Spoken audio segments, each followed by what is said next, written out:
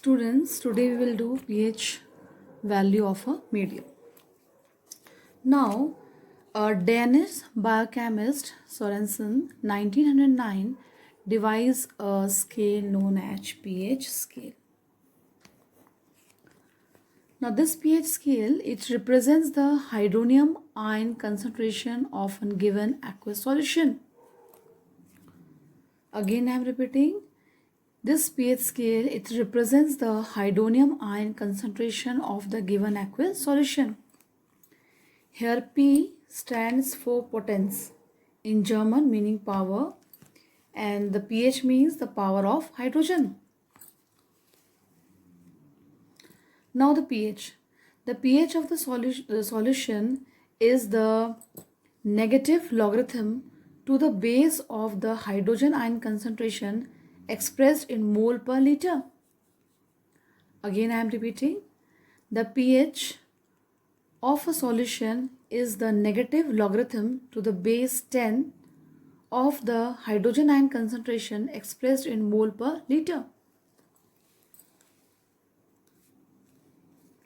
Now the pure water is neutral and it ionizes very slightly and it yields equal number of hydrogen ions and hydroxyl ions and are both equal to 10 raised to power minus 7 mole per decimeter cube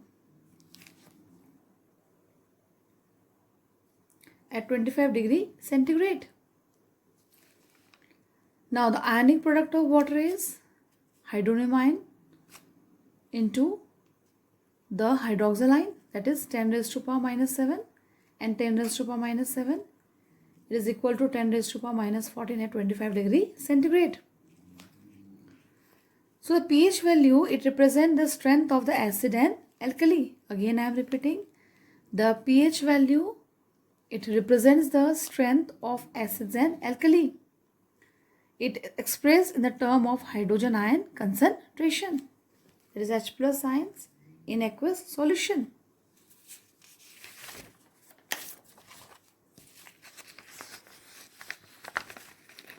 Now,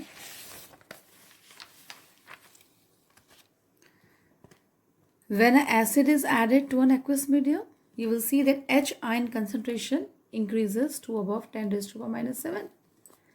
And at the same time, the OH ion concentration decreases to below 10 raised to power minus 7. Here's the pH scale. 7, it represents neutral, where the H plus ion concentration is equal to OH minus ion concentration. Hydronium ion concentration is equal to hydroxyl ion concentration. Now, here you can see below 7, there is increase in the acidic nature, and below 7 the H ion concentration is more than OH minus ion concentration. Hydronium ion concentration is more than hydroxyl ion concentration. Therefore, you will see that there is increasing acidic nature below 7. This is showing acidic medium. And above 7, there is increasing alkaline nature because hydroxyl ion concentration is more than hydronium ion concentration. Therefore, above 7 up to 14, it shows a basic nature. It shows alkaline nature. Now, the term indicators. I will discuss the term indicators. The term indicators are weak organic compounds. They can be acids or bases. It changes color in accordance with the pH of the solution. Indicators dissociate slightly in a solution, producing ions and undissociated molecules. The color of the ion produced is dependent on the hydrogen ion concentration or the pH of the medium. Repeating again, indicators are weak organic compounds, acid or bases, which changes color in accordance with the pH of the solution. Indicators dissociate slightly in solution, producing ions and undissociated molecules. The color of the ions produced is dependent on the hydrogen ion concentration or the pH of the medium. Now, type of indicators: common acid-base indicators and universal indicators. Common acid-base indicators are litmus, methyl orange and phenolphthalein. Now, universal indicators, these are mixture of indicator dye that gives a spectrum of color depending on how acidic or alkaline the solution is. Again, I am repeating, universal indicator, they are the mixture of indicators dye that gives a spectrum of colors depending on how acidic or alkaline a solution is. It gives different colors at different concentration of hydrogen ion in a solution. Now, utility of common acid-base indicators. It indicates whether a solution is acidic or alkaline. And utility of universal indicator, it indicates the strength of pH range of an acid or alkaline solution. Now here, in acid-base indicator, it indicates whether a solution is acidic or alkaline, whereas universal indicator, it indicates the strength or pH range of an acidic or alkaline solution.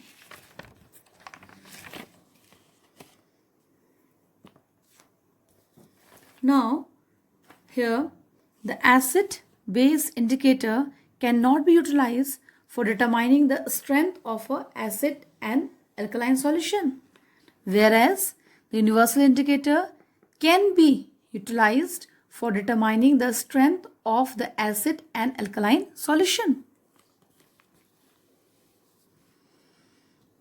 Acid-base indicators cannot differentiate between acidic or basic solution of a different pH value since they change their color abruptly at a certain pH value. Again, I am repeating, they cannot differentiate between acidic or basic solution of a different pH value since they change color abruptly at a certain pH value. For example, methyl orange changes color abruptly at pH 3 to 4. Whereas universal indicator, they can differentiate by giving different colors with different pH value. Color changes from blue to indigo then to violet between the pH 7 to 14. Here you can see, here it is blue, then at 11 it is indigo, and that 13 it is violet. Now color change. When we are talking about acid-base indicators, now this table is showing the color change in neutral, acidic and alkaline solution. When the litmus is used as indicator, it remains purple in neutral solution, red in acidic solution and blue in alkaline solution. Methyl orange, it remains orange in neutral solution, pink in acidic solution and alkaline, and yellow in alkaline solution. Phenolphthalein, it remains colorless in neutral solution, again colorless in acidic solution and pink in alkaline solution. Now phenolphthalein alkaline, it remains pink in neutral solution, colorless in acidic solution and pink in alkaline solution. Here I have made the diagram of universal indicator. The pH ranges from 0 to 14. At 7 it is neutral, and at 7 pH it is showing green color. Below 7 up to pH 1 the acidity increases, acidic nature increases, and above 7 up to pH 14 the basic or alkaline character increases. 7 pH it is neutral, showing green color, and the below 7 at 5 pH it is showing yellow color, at 3 pH showing pink color, and 1 pH showing red color. Above 7 pH at 9 pH showing blue color, at 11 pH it is showing indigo color, and 13 pH it is showing violet color. So this is the diagram which is showing the color change in universal indicator for different pH value. Now this is the diagram. Here you can see that at 7 pH it is neutral, showing green. Below 7 at 5 pH it is showing yellow. At 3 pH it is showing pink, and 1 pH showing red. And below 7 up to 1 pH you can see that up to 1 or 0 pH you can see that it is showing that acidic nature is increasing, and above 7 you can see that the basic nature is increasing. At 7 it is neutral, giving green color. At 9 pH it is giving blue color. At 11 pH it is giving indigo color, and at 13 pH it is giving violet color. So this diagram is showing color change in universal indicator for different pH value.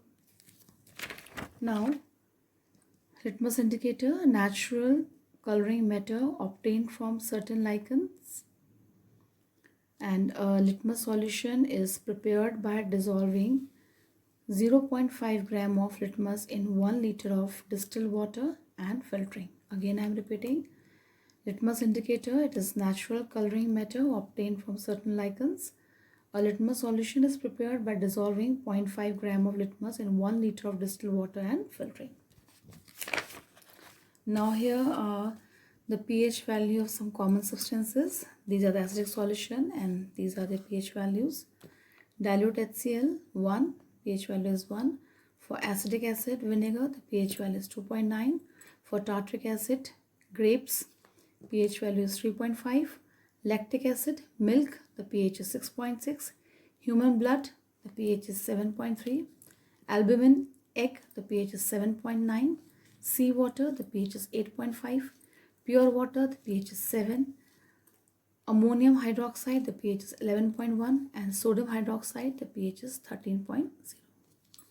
Now next topic is acid rain. Now the acid rain means it is acidic in nature, that pH of the rainwater is less than 5.6, and is a complex mixture of various acids, that is sulfuric acid, sulfurous acid, nitric acid, and nitrous acid. Again I am repeating, the acid rain, it refers to rain in which which is acidic in nature, and it has a pH value that is less than 5.6, and it is a generally complex mixture of sulfuric acid, sulfurous acid, nitric acid, and nitrous acid. Now these, you can see that these gases SO2, SO3, or we can say that the oxides of nitrogen and sulfur is responsible for acid rain. How it is possible? Now burning of fossil fuel release sulfur dioxide. Whenever the fossil burns, the sulfur reacts with oxygen to form sulfur dioxide. This sulfur dioxide reacts with water vapor present in air and it forms sulfurous acid. Now SO2 can also be oxidized to form sulfur trioxide. This sulfur trioxide, it reacts with water vapor present in air and it forms sulfuric acid. Now you can see that the acidity of an acid rain is due to the presence of this sulfuric and sulfurous acid. Again I am repeating, burning of fossil fuel release sulfur dioxide. Now the sulfur reacts with oxygen to form sulfur dioxide. This sulfur dioxide combines with water vapor present in air and gives sulfurous acid. Now sulfur dioxide can also be oxidized to sulfur trioxide, which reacts with water vapor present in air and forms sulfuric acid. Both the sulfurous acid and sulfuric acid are responsible for the acidity of the acid rain.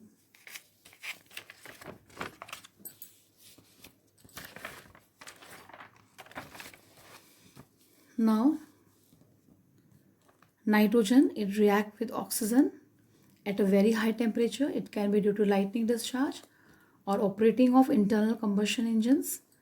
Now, when nitrogen react with oxygen, it leads to the formation of nitric oxide. This nitric oxide reacts with oxygen to form nitrogen dioxide. This nitrogen dioxide reacts with water vapor present in air and result in the formation of nitrous acid and nitric acid. Again I am repeating, nitrogen and oxygen combines to form nitric oxide at high temperature. It may be due to lightning discharge or operating of internal combustion engines. This nitric oxide reacts with oxygen to form nitrogen dioxide. This nitrogen dioxide reacts with water vapor present in air and form nitrous acid and nitric acid. Now water vapor present in air, nitrogen dioxide and oxygen combines to form nitric acid. Now the acidity of an acid is due to the presence of the nitric acid and nitrous acid. Now acid rain. Acid rain, it is, you can say, harmful due to the following reason: that it depletes the soil nutrients, it increase acidity of soil, it reduce fertility of soil, it destroys marine life, and it damages the building and monument. Now these are the disadvantages of acid rain. Acid rain, it depletes soil nutrients. Acid rain increases acidity of the soil. Acid rain reduces fertility of the soil. Acid rain destroys marine life. Acid rain damages buildings and monuments. Now we will do importance of pH in everyday life. First is plants and animals. Our body works with a narrow pH range, that is between 7 to 7.8. Plant animals also survive in a narrow range. Now when the pH of the rainwater is less than 5.6, it is called acid rain, and when the acid rain flows into the river, it lowers the pH of the river water, and the survival of aquatic life in such river water becomes difficult. Now in agriculture, every crop grows better in a particular pH range. Plants require a specific pH range for their healthy growth. For example, rice. It grows in a slightly acidic soil. Sugarcane. It grows in a neutral soil. Whereas citrus fruit, it grows in alkaline soil. Now acid rain. As we have discussed earlier, if the pH is less than 5.6 of the rainwater, it is said to be acid rain. This water contains acids like sulfuric acid, nitric acid, carbonic acid, which are formed by the atmospheric pollutants, and mainly the pollutants are sulfur dioxide and oxides of nitrogen. Acid rain, it reduces the fertility of the soil, it increases the acidity of the soil, it depletes the soil nutrient, it destroys the marine life, it damages the buildings and monuments. Now in medicines, certain diseases are diagnosed only on the basis of pH of blood and urine. Again, I am repeating, certain diseases, they are diagnosed only on the basis of pH of blood and urine. Non-digestive system. It is very interesting to note that our stomach produces hydrochloric acid. This hydrochloric acid helps in digestion of food without harming the stomach. But during indigestion, the stomach produces too much of acid and it causes pain and irritation. To get rid of this pain, the people use the base that is called antacid. This antacid is also called milk of magnesia, that is magnesium hydroxide. These antacid neutralizes the excess acid. Now in preventing the tooth decay. Tooth decay starts when the pH of a mouth it lowers than 5.5. Tooth enamel is made up of calcium phosphate, which is the hardest substance in the body. It does not dissolve in water, but it is corroded when the pH of the mouth it falls below 5.5. The bacteria which is present in the mouth it produces acids by the bacteria present in the mouth produces acids by degradation of sugar and food particles remaining in the mouth after eating. The best way of preventing this is to first cleaning mouth after every meal with saline water. Again I am repeating, cleaning mouth after every meal with saline water. And second is using toothpaste which are basic, which can neutralizes the excess acid. Now self defense of animals and plants through chemical warfare. Now first is the bee sting.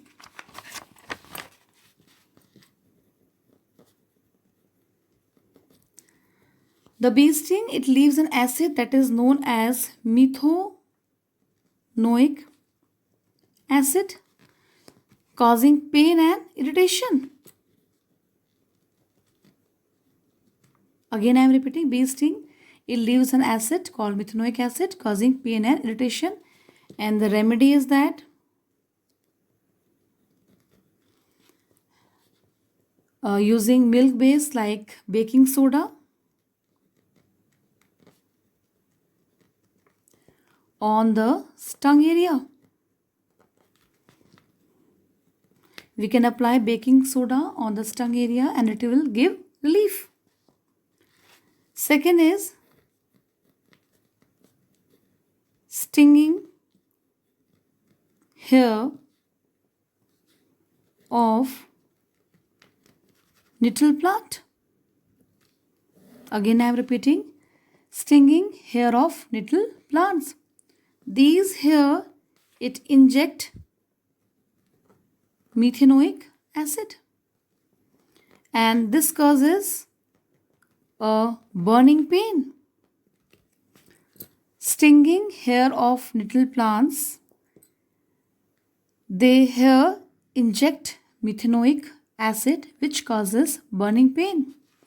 And the remedy is by rubbing the area with the leaf of the dock plant.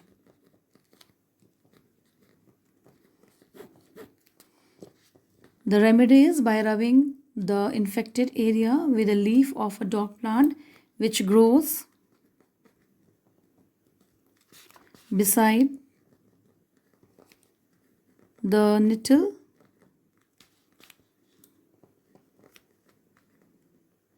plant in the wild.